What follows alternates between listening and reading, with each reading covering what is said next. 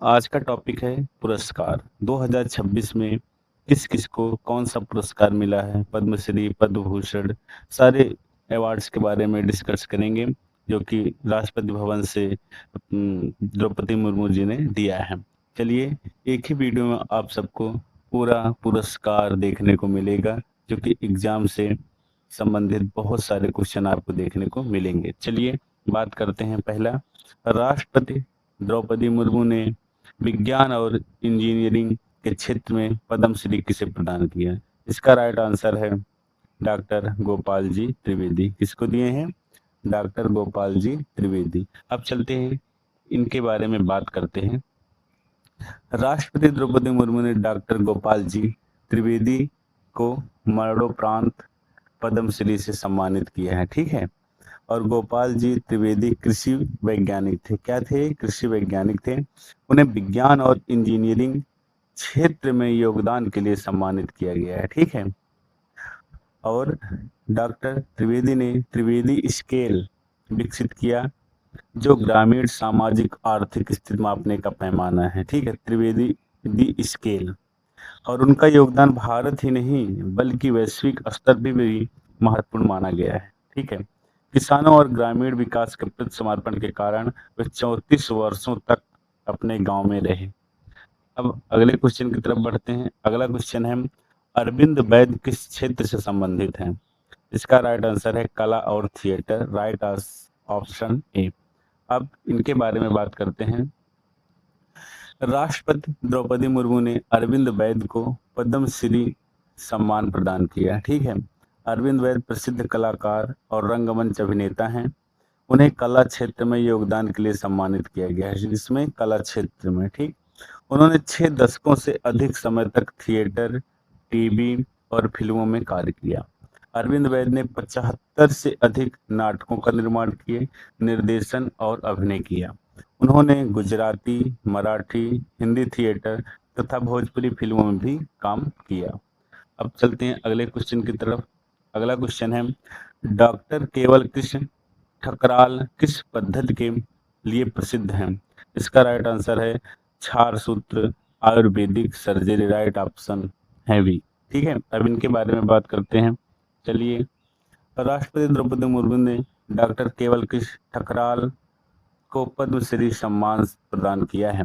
केवल कृष्ण ठकराल आयुर्वेदिक आधारित सर्जरी के विशेषज्ञ चिकित्सक हैं। क्या हैं? चिकित्सक हैं। उन्हें चिकित्सा क्षेत्र में योगदान के लिए सम्मानित किया गया। किसमें? चिकित्सा क्षेत्र में। भारत में क्षार सूत्र पद्धति को लोकप्रिय बनाने में उनकी महत्वपूर्ण भूमिका रही। क्षार सूत्र पद्धति मुख्य रूप से भगंदर के उपचार में प्रयोग की जाती है। ठीक है, उपयोग की जाती है। और उनकी पहल से आयुर्वेदिक सर्जरी को व्यापक स्वीकार्यता मिली। ठीक है। अब अगले क्वेश्चन की तरफ बढ़ते हैं। अगला क्वेश्चन है, डॉक्टर अशोक कुमार सिंह का योगदान किससे संबंधित है? इसका राइट आंसर है बासमती चावल की किस्में। Option B. अब इनके बारे में बात करते हैं। राष्ट्रपति द्रौपदी मुर्मू ने डॉक्टर अशोक कुमार सिंह को पद्मश्री क्या दिया है? पद्मश्री पुरस्कार मिला है इन्हें। अशोक कुमार सिंह प्रसिद्ध शोधकर्ता हैं, शिक्षक और कृषि वैज्ञानिक हैं। ठीक। उन्हें विज्ञान इंजीनियरिंग क्षेत्र में योगदान के लिए सम्मानित किया गया है। उन्होंने भारत में बासमती चावल की खेती के विकास में महत्वपूर्ण योगदान दिया है। कौन सी खेती में? बासमती चावल की। डॉक्टर सिंह 27 चावल की किस्मों के विकास से जुड़े रहे हैं। कितने? 27। ठीक। इनमें 11 बासमती चावल की विशेष किस्में शामिल हैं। 11 बासमती चावल। अब अगले क्वेश्चन की तरफ बात करते हैं। श्री बलदेव सिंह किस क्षेत्र से संबंधित हैं? इसका राइट आंसर है ऑप्शन बी, हॉकी कोचिंग। अब इनके बारे में बात करते हैं, इनको कौन सा पुरस्कार मिला है। राष्ट्रपति द्रौपदी मुर्मू ने बलदेव सिंह को पद्मश्री सम्मान प्रदान किया। बलदेव सिंह भारतीय हॉकी के अनुभवी कोच हैं। किसके हैं? हॉकी के। उन्हें खेल क्षेत्र में योगदान के लिए सम्मानित किया गया। उन्होंने 4 दशकों से अधिक समय तक भारतीय हॉकी को सेवाएं दी। 4 दशकों तक। ठीक। बलदेव सिंह अपनी तकनीकी दक्षता और अनुशासित कोचिंग शैली के लिए प्रसिद्ध है। ठीक है। और उन्होंने जमीनी स्तर पर हॉकी प्रतिभाओं को विकसित करने में महत्वपूर्ण भूमिका निभाई। अब चलते हैं अगले क्वेश्चन की तरफ। अगला क्वेश्चन है, प्रोफेसर शफी शौक किस क्षेत्र से संबंधित हैं? इसका राइट आंसर है साहित्य और शिक्षा। क्या है? ऑप्शन ए साहित्य और शिक्षा। चलिए अब इनके बारे में बात करते हैं। राष्ट्रपति द्रौपदी मुर्मू ने प्रोफेसर शफी शौक को पद्मश्री सम्मान प्रदान किया। शफी शौक प्रसिद्ध रचनात्मक लेखक और शिक्षाविद हैं। उन्हें साहित्य और शिक्षा क्षेत्र में योगदान के लिए सम्मानित किया गया। उन्होंने कश्मीरी, हिंदी, उर्दू, अंग्रेजी भाषाओं में लेखन कार्य किया। प्रोफेसर शफी शौक ने 33 वर्षों तक कश्मीर विश्वविद्यालय में अध्यापन किया। उन्होंने भारतीय और कश्मीरी साहित्य की कई रचनाओं का अनुवाद किया। ठीक, कश्मीरी साहित्य और भारतीय। अब चलते हैं अगले क्वेश्चन की तरफ। अगला क्वेश्चन है, प्रोफेसर डॉक्टर राजेंद्र प्रसाद किस क्षेत्र से संबंधित हैं? इसका राइट ऑप्शन है आंसर है ऑप्शन ए चेस्ट फिजिशियन एवं क्षय रोग जागरूकता। ठीक, अब इनके बारे में बात करते हैं। कौन सा पुरस्कार मिला है? इन्हें भी पद्मश्री सम्मान प्रदान मिला है। और क्या थे? राष्ट्रीय स्तर के प्रसिद्ध चेस्ट फिजिशियन थे। उन्हें चिकित्सा क्षेत्र में योगदान के लिए सम्मानित किया गया है। उन्हें शिक्षण, अनुसंधान और प्रशासन का लगभग 50 वर्षों का अनुभव है। कितना साल का? 50 वर्ष। उन्होंने फेफड़ों की बीमारियों और विशेष रूप से क्षय रोग टीबी जागरूकता पर कार्य किया। भारत के राष्ट्रीय क्षय उन्मूलन कार्यक्रम में उनका महत्वपूर्ण योगदान रहा। ठीक, अब चलते हैं अगले क्वेश्चन की तरफ। अगला क्वेश्चन है, कैलाश चंद्र पंत किस क्षेत्र से संबंधित हैं? इसका राइट आंसर है ऑप्शन ए पत्रकारिता और साहित्य। चलिए अब देखते हैं कौन सा पुरस्कार पाए हुए हैं। इनको भी पद्मश्री सम्मान प्रदान किया गया है। और ये कहाँ के हैं? मध्य प्रदेश के प्रसिद्ध पत्रकार और लेखक हैं। और उन्हें साहित्य शिक्षा क्षेत्र में योगदान के लिए सम्मानित किया गया है। उनकी प्रमुख पुस्तकों में कौन किसका आदमी, धुंध के आर पार और शब्द का विचार पक्ष शामिल है। उन्होंने साहित्य निवास का निर्माण कराया। साहित्य निवास, हिंदी दिवस सम्मान शुरू कर हिंदी भाषा और साहित्य को बढ़ावा दिया। ये वेरी इंपॉर्टेंट है। ठीक, हिंदी भाषा से रिलेटेड क्वेश्चन है। अब अगले क्वेश्चन की तरफ बढ़ते हैं। धार्मिक लाल पंड्या किस परंपरा से जुड़े हैं? इसका राइट आंसर है मान भट्ट आख्यान। Right answer option B. अब चलिए इनके बारे में बात करते हैं। इनको क्या मिला है? इनको भी पद्मश्री सम्मान मिला है।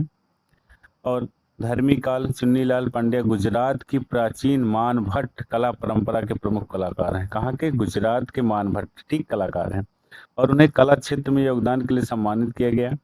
मान आख्यान मौखिक कहानी कहने की पारंपरिक लोक कला है। ठीक, यहाँ परंपरा रामायण, महाभारत, पौराणिक कथाओं से जुड़ी हैं।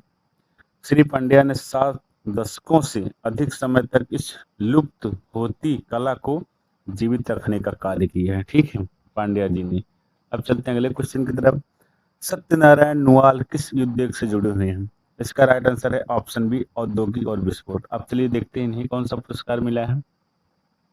इन्हें भी पद्मश्री सम्मान किया गया है। और क्या थे? सोलर ग्रुप ऑफ इंस्टीट्यूट के संस्थापक और अध्यक्ष हैं। ठीक, और उन्हें व्यापार और उद्योग क्षेत्र के लिए सम्मानित किया गया है। और सोलर ग्रुप औद्योगिक विस्फोटकों और उच्च ऊर्जा सामग्री के लिए निर्माण निर्यात से जुड़ा है। 1995 में उन्होंने पहली विस्फोटक निर्माण इकाई स्थापित की थी। ठीक, कंपनी भारत में औद्योगिक विस्फोटकों के प्रमुख निर्माता और निर्यातक बनी। सोलर सेल से संबंधित हैं। अब अगले क्वेश्चन की तरफ बढ़ते हैं। डॉक्टर यानी राजम किस वाद्य यंत्र से संबंधित हैं? इसका राइट आंसर है ऑप्शन बी वायलिन। अब चलिए इनके बारे में बात करते हैं इस मेन टॉपिक पर। इन्हें क्या सा पुरस्कार मिला है? इन्हें पद्म भूषण सम्मान किया गया है। ये क्या थे? प्रख्यात भारतीय वायलिन वादक थे, हैं अभी भी। उन्हें कला एवं भारतीय शास्त्रीय संगीत में योगदान के लिए सम्मानित किया गया। उन्हें वायलिन में गायकी अंग शैली की शुरुआत की। यह शैली गायन संगीत की बारीकियों को वायलिन पर प्रस्तुत करती है। ठीक, अपनी अनूठी प्रस्तुति कारण उन्हें सिंगिंग वायलिन के नाम से अंतर्राष्ट्रीय पहचान मिली है। राष्ट्रीय तो मिली ही है, लेकिन अंतर्राष्ट्रीय भी मिली है। अगला क्वेश्चन है, श्री भगत सिंह कोश्यारी को किस क्षेत्र में पद्म भूषण प्रदान किया गया? इसका राइट आंसर है सार्वजनिक मामले। Right answer option B. अब चलते हैं इनके बारे में बात करते हैं। राष्ट्रपति द्रौपदी मुर्मू ने भगत सिंह कोश्यारी को पद्म भूषण सम्मान प्रदान किया। पद्म भूषण, ठीक। भगत सिंह कोश्यारी प्रसिद्ध सामाजिक कार्यकर्ता, शिक्षाविद और नेता हैं। उन्हें सार्वजनिक मामलों के क्षेत्र में योगदान के लिए सम्मानित किया गया। उन्होंने जनसेवा और गरीबी वंचित वर्गों के उत्थान के लिए कार्य किया। ठीक, गरीब वंचित के लिए। भगत सिंह कोश्यारी अपनी सादगी और अनुशासित जीवन शैली के लिए माने जाते हैं। वे पत्रकारिता और शिक्षा क्षेत्र में भी जुड़े रहे। अब अगले क्वेश्चन की तरफ बढ़ते हैं। अगला क्वेश्चन है, उदय कोटक किस क्षेत्र से संबंधित है? बैंकिंग और वित्त। Right answer option B. चलिए अब इनके बारे में बात करते हैं थोड़ा। राष्ट्रपति द्रौपदी मुर्मू ने उन्हें सुरेश कुमार कोटक को पद्म भूषण सम्मान प्रदान किया। उदय कोटक भारत के प्रसिद्ध बैंकर और वित्तीय विशेषज्ञ हैं।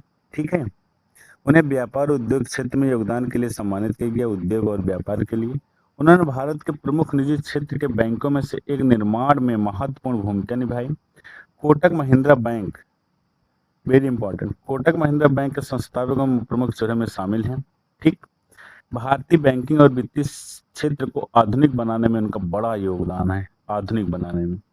अब चलते हैं अगले क्वेश्चन की तरफ। अगला क्वेश्चन है, प्रोफेसर विजय कुमार मल्होत्रा किस खेल संघ के अध्यक्ष रहे थे?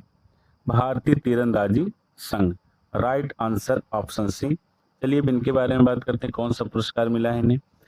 प्रोफेसर विजय कुमार मल्होत्रा को मरणोपरांत पद्म भूषण प्रदान किया गया। विजय कुमार मल्होत्रा प्रसिद्ध राजनेता, शिक्षाविद और खेल प्रशासक थे। उन्हें सार्वजनिक मामलों के क्षेत्र में योगदान के लिए सम्मानित किया गया। उन्होंने 40 वर्षों से अधिक समय तक भारतीय तीरंदाजी संघ के अध्यक्ष के रूप में कार्य किया। ठीक, उनके नेतृत्व में भारतीय तीरंदाजी को अंतरराष्ट्रीय पहचान मिली। वे अपनी स्वच्छ छवि, मार्गदर्शन और जनसेवा के लिए जाने जाते हैं। अब चलते हैं अगले क्वेश्चन की तरफ। अगला क्वेश्चन है आपकी स्क्रीन पर, दो बूंद जिंदगी की और मिले सुर मेरा तुम्हारा अभियान किससे संबंधित है? इसका राइट आंसर है ऑप्शन ए, पीयूष पांडे जी। अब चलिए इन्हें देखते हैं कौन सा पुरस्कार मिला है, इनके अंदर क्या क्या चीज थी। राष्ट्रपति द्रौपदी मुर्मू ने पीयूष पांडे को मरणोपरांत पद्म भूषण सम्मान प्रदान किया। पीयूष पांडे विज्ञान जगत के प्रसिद्ध हस्ती थे। उन्हें कला क्षेत्र में योगदान के लिए सम्मानित किया गया। किसमें? कला क्षेत्र में।